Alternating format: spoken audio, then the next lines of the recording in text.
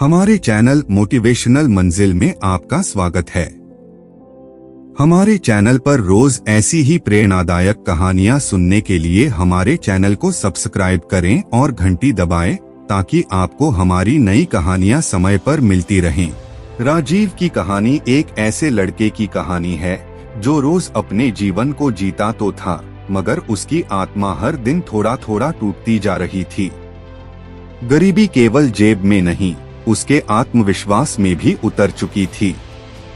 वह लड़का जो हर दिन अपने पिता को जूते सिलते हुए देखता था, समझता था कि मेहनत क्या होती है, मगर यह नहीं समझ पाया कि सोच की दिशा ही जीवन की दिशा तय करती है। उसके स्कूल की कक्षा में जब भी कोई सवाल पूछा जाता तो उसका डर, वो डर जो शब्दों से नहीं, परवरिश से, माहौल से और आत्मछवि से उपजा था, उसे जवाब देने से रोकता।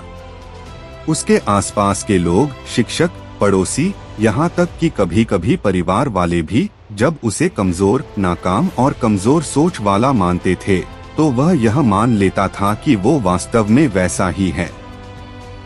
लेकिन कहानी का असली मोड़ तब आता है जब डॉक्टर सेन, एक मनोविज्ञान के शिक्षक, स्कूल में आते हैं। वह किसी पढ़ाई के अध्यापक से कहीं बढ़कर थे। वो राजीव के जैसे बच्चों के मन को छूने आए थे।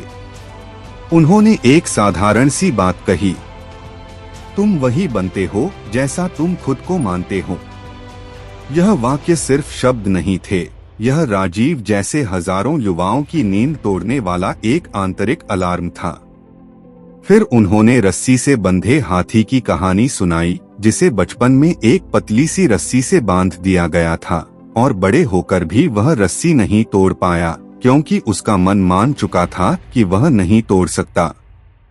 यह कहानी असल में सिर्फ हाथी की नहीं थी, यह हमारे जैसे करोड़ों लोगों की कहानी है जो समाज, परिस्थितियों, आलोचनाओं या असफलता के डर से खुद को बांध लेते हैं और अपनी असली क्षमता पहचान ही नहीं पाते।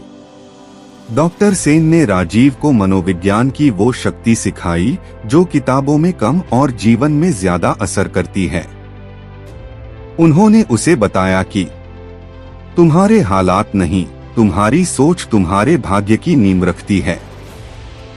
तुम्हें खुद को वैसा देखना होगा जैसा तुम बनना चाहते हो। राजीव ने उन बातों को दिल से लगाया और खुद के साथ एक नया रिश्ता शुरू किया। रोज सुबह आईने में खुद से बातें करना। यह कोई पागलपन नहीं था, बल्कि यह एक वैज्ञानिक तकनीक है जिसे पॉजिटिव अफर्मेशंस कहते हैं। जब कोई व्यक्ति खुद से हर दिन कहता है, मैं कर सकता हूँ, मैं लायक हूँ, मैं सफल होऊंगा, तो यह बातें धीरे धीरे अवचेतन मन, सबकॉन्शियस माइंड में उतरती हैं और हमारी सोच और व्यवहार बदलने लगती है। इसके साथ साथ राजीव ने विजुअलाइजेशन अपनाया, खुद को अपने लक्ष्यों की स्थिति में देखना। उसने खुद को स्टेज पर भीड़ के सामने भाषण देते हुए देखा, लोगों की तालियों की कल्पना की और यही कल्पनाएं धीरे धीरे हकीकत बन गईं।